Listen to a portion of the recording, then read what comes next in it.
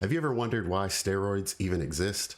Well, watch this video and I'm going to show you exactly why they exist and why there's so many different kinds.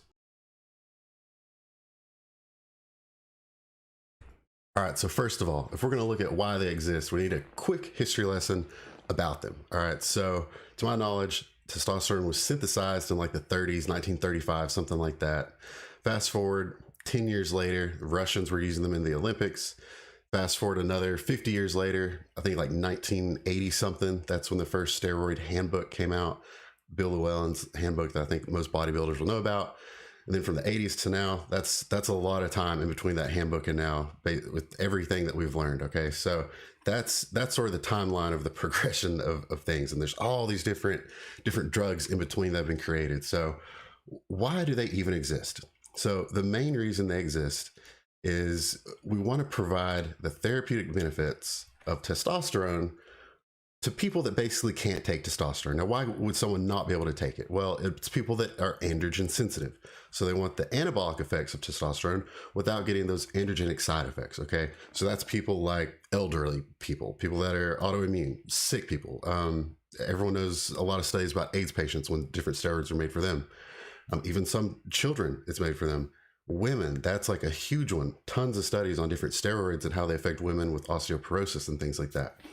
So that's sort of the goal. All right. So it's a huge market, billions and billions of dollars.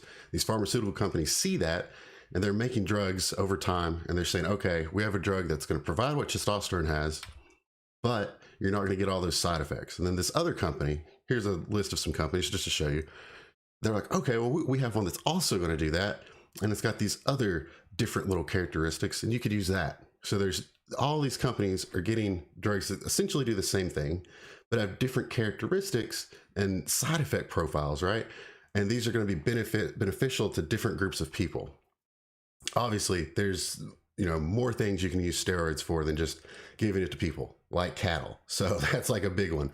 And some drugs like Masteron, for example, which you probably don't know this, was a direct competitor to Tren. So Tren was made for cattle, essentially for cattle that are going on long distances. So if you're shipping cattle from Texas to California more than 24 hours without food, they want them on the cattle trailer and not losing muscle in that time. So you give them the Tren, they keep their muscle. Well, Masteron came around and was like, yo, we can do like the same thing.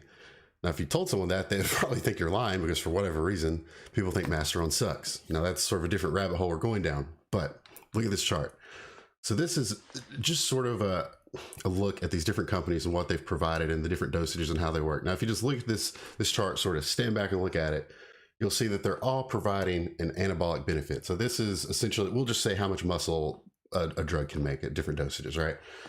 And it's, I mean, if you look at the dark blue line for 2000 micrograms a day, they're all basically hitting the same thing. Like there's a little bit of difference, but not much, right? Now, if you look at it a little closer, yeah, I mean, testosterone, all of these drugs are going to accrete protein at the same rate, as in they make muscle at the same rate. People don't really understand that. And it took me a long time before I quite grasped that. But it's basically like once they hit your receptor and turn it on, it's not like one of them's turning it on quicker and better than the other one, right? I mean, yeah, they bind to the receptors more, like Tren binds better to the receptor, right? But you can only build so much muscle. Like it's not like there's this infinite thing. Like you sort of have like a rev limiter on how much muscle you can make. Now, if you look at this black line is just to show you, essentially, they're doing the same thing, okay? They're all building muscle at the same rate. And then in that same study, you can see like the actual numbers here. Sorry, my face is covering some of that, but they're all basically the same in this. So now if you look through the numbers, let me move my face. You can see that they're pretty much the same for all these different drugs, right?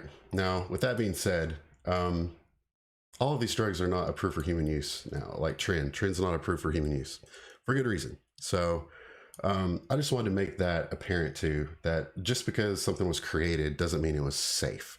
Obviously, Tren was approved and then they're like, hey, this is actually so bad, let's take it off the market. So here's a quick list. If you just go to drugs.com, here's some different steroids, right? And these are the same ones that you can find here in an article that was published by Cleveland Clinic, I think less than a week ago, just showing the different types. Like, yeah, you can get them in pill form, injection, cream, skin patches, implantable pellets. So like, it's more than just injections. Like if you get a prescription, there's tons of stuff.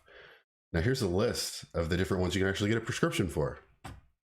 And it's a pretty long list, but most of it's different testosterones. Some of that might stand out to you. Anadrol, that's on there. Deca is on there. Halotestin. Can you believe halotestin? You can actually get prescribed that.